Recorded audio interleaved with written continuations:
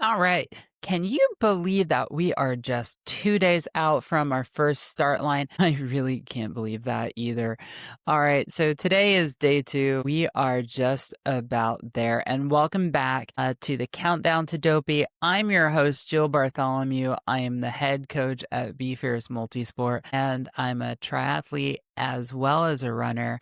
And this will be, I believe, my 7th edition of Dopey this year. Today, we are going to talk about a bunch of important topics related to the marathon. Yesterday, we went through the 10K and the half marathon. The day before that, we went through the 5K. Today is all about the marathon. And before we get into the marathon itself, we got to talk about one super important topic. So when we're talking about these multi-day run challenges that Disney does, especially, I really don't know too many places that do it to the same degree. You really have to pay attention to how your body is recovering between the races. And, if you do a lot of these, recovering between the 10K and the half for the challenge weekends that only have the 5K, 10K, and half. And I hate saying only, but like we're adding a full distance marathon this weekend. You can kind of get away with limited recovery. But when you're going to show up tomorrow after just having run a 5K, a 10K, and a half marathon, and then show up tomorrow and run a marathon, you really have to take recovery seriously. I, of course, always recommend that you take today relatively easy. You've run the half marathon, and what you don't want to do is go and spend the rest of the day in the park, get home, back to your room late at night, and then wake up at midnight 30 tomorrow so you can get on the bus when they start running at about 2 a.m. and then just be so sore. So let's talk about it. There's different types of runners. Some people are traditional runners, which are predominantly using the glutes to propel yourself forward. And keep in mind, we all use glutes, we all use hamstrings, we all use quads, calves, and a bunch of other tiny muscles in our shins and feet. But there's some dominant muscle traits. And then there's others of us who are quad-centric runners, meaning that we use the quads more than any other muscle group to propel ourselves forwards. So if you are in either one of those camps, which is, let's face it, it is everyone because they are opposing muscle groups, you are likely sore either in your bottom or in your thighs, if not both. If you're doing a great job running, you might actually be sore on both sides. Isn't that fun? So today, what I want you to do is first take recovery as if it's the 5th race here, except that it's also the 6th and the 7th and the 8th race because it happens in between each and every race. Now, we talked yesterday a little bit about recovering between the 10K and the half, but let's face it, you're going to have limited soreness coming out of the 10K. And even if you raced the 5K, you are far enough away that you've probably got some recovery going on there. So today, I want you to go back. I want you to hydrate well, pay attention to everything you're putting in your body because it all matters. If you swell when you drink coffee, maybe don't drink coffee. If you swell when you eat or drink a lot of high sodium foods and drinks, maybe you should cut back on that.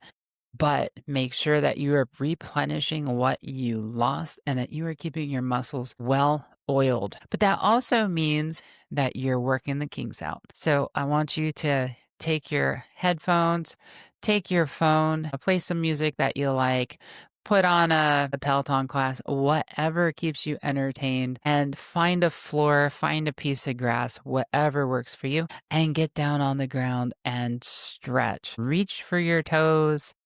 Stretch your hamstrings, stretch your back, do some runner's lunges forwards, do some in reverse, do some side to side, maybe some clam walks or two, some figure fours. And if you've ever done a world's greatest stretch, maybe do a few of those and repeat. What you're trying to do is stretch out those glutes, hamstrings, quads, calves, and hip flexors. Right? Those are the main muscle groups we use when we're running, and in all of them, they get sore. And the soreness will show up twice tomorrow on the marathon. The first place they're going to show up is at the start line. So you get up, you feel all right. Maybe you did some stretching in the hotel room, which I really hope that you did. And maybe you didn't, which if you don't you should. And you get to the start line, you're feeling okay. You took your gel like we talked about. And then you take the first step, and oh my God, your quads hurt like they're going out of style. And those first few steps are just excruciating. Yeah, that's going to last for like the first mile, mile and a half. And then it's going to settle in as your body gets used to it. We have a habit of once everything is warm, those kinds of pre-race soreness kind of goes into the back of our minds. We're also, as endurance athletes, really good at kind of shutting out the discomfort. And even if you don't do a lot of endurance events, chances are, and I hope this is true, you did quite a bit of training to get to the start line. And to do quite a bit of training, you also did a lot of miles. And let's face it, those miles are not always fun. Every mile is not magical, even if it is in the most magical place on earth. Okay, so now you've stretched. You're going to do it again tomorrow. So tomorrow, you're going to get up, and the first thing you're going to do after you've done your morning routine is you're going to do some stretching. So you're going to plan an extra 15 minutes on that alarm clock, pull it back from whatever you normally set it by 15 minutes, and you're going to do some stretches on the floor in your hotel room. Your spouse is going to look like you're a crazy person on the floor doing all sorts of weird movements to try to stretch out your quads, your hamstrings, your glutes, your hip flexors, and your calves. And then you're going to get up, you're going to drink some water, you're going to do whatever your morning routine is. For me, on race day, it's half a banana and half a bagel.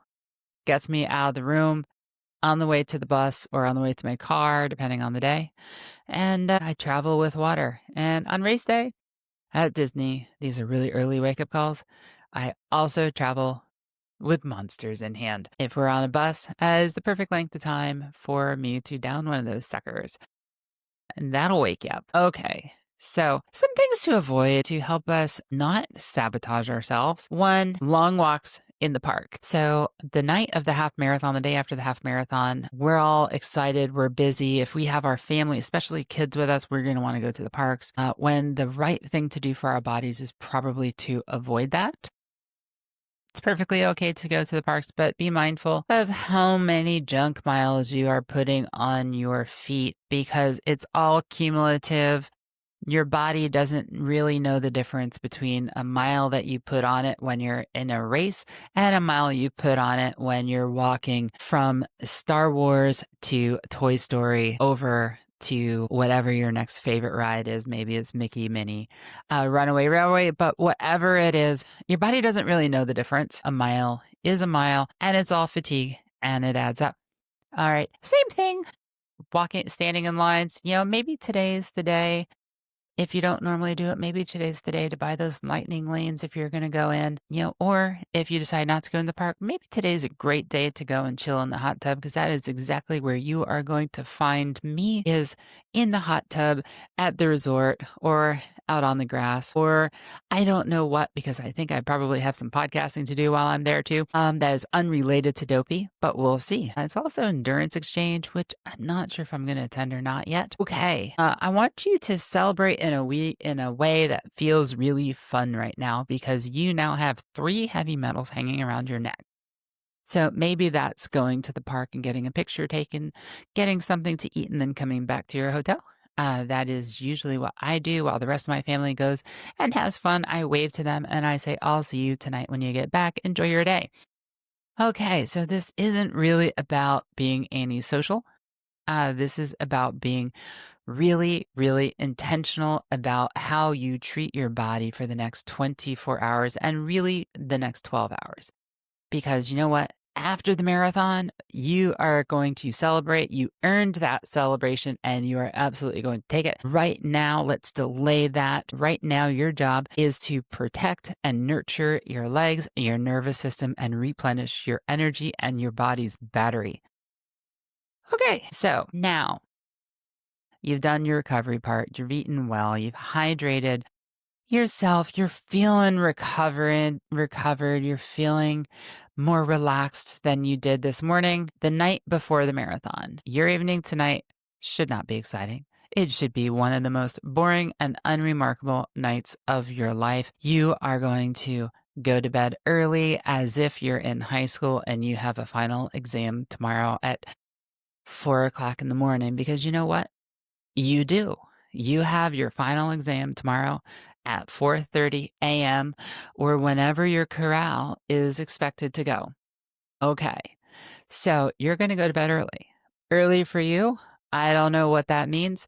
For me, on the night of the marathon, the night before the marathon, I usually set my alarm at around 12:30, 12:45. Why so early? I've been asked. It's because I want to control the things that I can control. And one of the things I can control is the time that I get up and the amount of time that I take to get ready. But I'm not alone in the hotel room. I have other runners with me, and we all need time and space. So we're going to give each other time and space by getting up a little bit earlier. And remember that first bus is going to head out at 2 o'clock, which means we're going to head down to the bus at about 1:30 because that first one is going to start moving at about 1:35. So, that's our morning routine. You're going to keep it simple, familiar routines. You are going to just wind down super early, sit back on your bed, head up, pop a movie on, enjoy the downtime, because tomorrow you are not going to have the downtime. You are going to get up, you're going to race, and then you are going to celebrate. Okay, so think about it. What matters more than how you support your body is how you wake up when you wake up, whether or not you're hydrated, fueled, and calm. All right, so tomorrow, the marathon morning, you are up. You are going to feel stiff. You may feel heavy. You are absolutely going to feel tired. This is wake up call number 4 at absurd o'clock in the morning, and it is not going to feel fun. Many people say that the worst part of Dopey is not the running, it's the early morning wake up calls, and I totally agree. While I do think that running these 4 races right in a row with very limited time in between is as hard as doing a full Ironman, that those early morning wake up calls are really, really tough. And it's best that we actually recognize that. All right. So none of this means that you're not ready. What it means is that you're tired and your body is tired and you need to wake it up. So do all the movements that you need in the morning to wake it up. Go through your routines. Now let's talk about the race. This is your day. You trained for the marathon. All of the other days were warm-ups for today. So you're going to show up at the start line. You're going to say hi to your corral neighbors and you're going to have fun. You're going to party to Carissa and crew as they launch all of the racers through the day. It doesn't matter if you are the first group off the line or the last. You are going to enjoy your time in the corrals. When you start running, the same advice we gave yesterday still applies. Negative pacing. Start out at a easy to moderate pace. A pace that does not feel hard. And do that until you get settled in. And here's why. There is going to be a lot of people on course tomorrow. In an average year, the marathon has somewhere around 20,000 participants, plus or minus. And each one of us are trying to find a place that we feel comfortable and confident running our race. And we all have the same 26.2 miles in front of us. But that early bum rush is the place where you will read tonight, you will read tomorrow night, all the people who got hurt. They got pushed into barricades, they got tripped or they tripped over other people. They twisted their ankle on the edge of the road or whatever. It's because it can get super crowded early on. So just kind of have some patience with yourself and with some other people for that first kind of quarter or half mile. And then you can start to pick up the pace.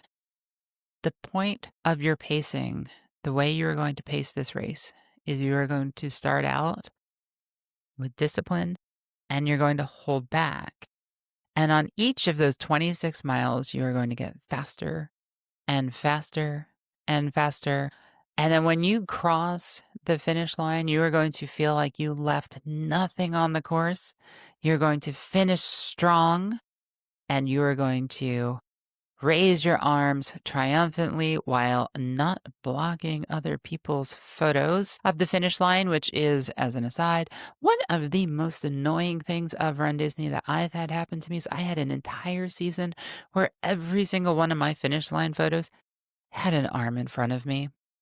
That was really annoying. Although at the end of the season, I did make a video of all of these arms in front of me, and that was kind of funny. But now let's talk about execution. So you're going to negative pace.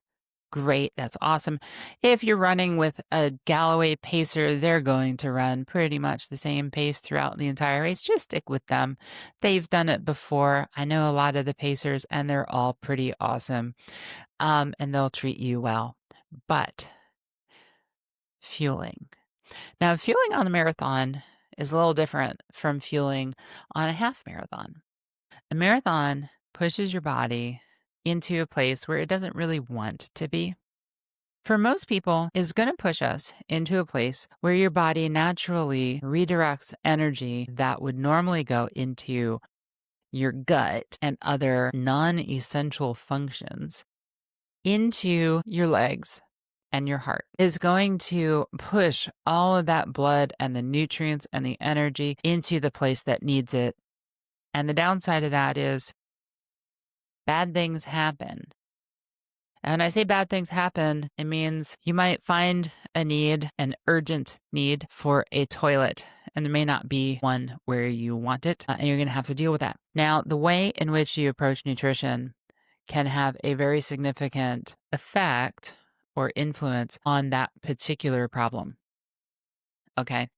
So the way you fuel is start with your pre-race gel. Your belly should be largely empty by the time you've made it here because you've followed very boring routines, which included going to the potty and going number 2, hopefully. There's nothing worse than starting a marathon with a full gut.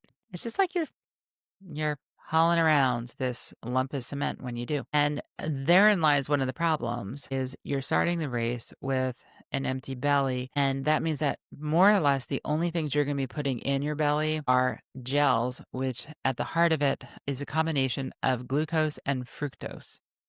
So different sugars. And that's good because it requires minimal effort by your belly to process. It's bad because at some point your belly might decide it no longer wants it in there and it will come out at a very rapid rate. So consistency is the key here. Now is not the time to try a new strategy. Now is the time to execute what you used in training and to pay really close attention to how your body's reacting to it. For some people, if you add too much gel, if you put in, and I say gel, but I really mean nutrition, if you're putting too many grams of carbs into your body too quickly, it can trigger a digestive distress problem, which is what causes you to need to go to the toilet. Some gels are worse at this than others. I'm not going to name brands, but the ones that we see everywhere are probably the worst offenders. The ones that are harder to get are also the ones that you see more professional athletes using. And the reason for that is because they're less likely to cause digestive distress. Now, you may find in the second half of the marathon that your desire to take in nutrition is less than it was in the first half. That is normal.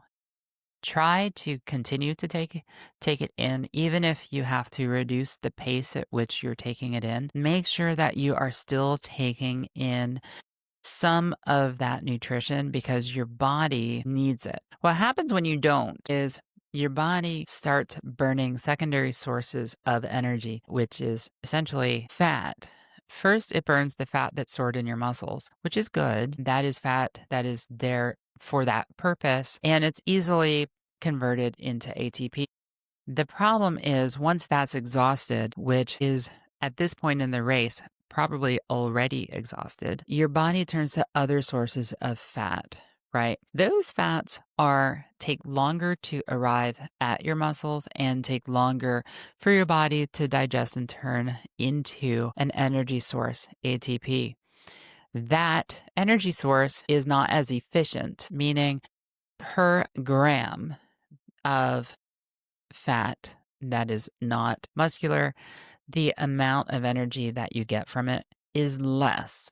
So you have different types of fuel that your body has different levels of difficulty or efficiency in converting into a usable energy source. And those gels that you take, while they may not taste the best, they provide your body with a pretty ready source of easily convertible energy. And that's what you want. While it may make us lose a little bit of weight to use other energy sources, it does mean that our paces are going to fall. We are likely to get that lactic acid feeling in our legs. And the reason for that is because we're not clearing all of the lactic out as part of that process of converting one source of energy into another. So, stay on top of your nutrition. It's okay to back off. If you feel that maybe your nutrition strategy was a little over aggressive in the first part of the race, it's okay to back off if you're not feeling like you need it. But remember, when you feel you need it, it's already too late to provide it. And it will take you at least 10 minutes to replenish what's been lost. If you go over that line, it will take you at least 10 minutes to get back to where you should be, and probably longer on nutrition. Hydration is even worse. By the time you feel thirsty, it's too late, and getting yourself back to that hydrated point will be rough, partly because while we're running, we really can't take in as much water as we'd like to, and you're never going to replace all of the water that's lost. So the point with hydration is to make sure that you have enough fluid in your body to support the body's needs and sweat rates. Okay, so I just threw a whole bunch at you. Hopefully most of that made sense. Some of it may not have. And I'm not asking you to change your nutrition and hydration strategy at all right now, because that would be bad. But what I am asking you to do is to stick with your plan as best as you can. But of course, listen to your body and adjust as necessary, but make small tweaks, not big tweaks. Making sure that you stay ahead of your body's needs, because getting behind is really hard to catch back up. Okay, all that said, your work is done. Tomorrow is the big day.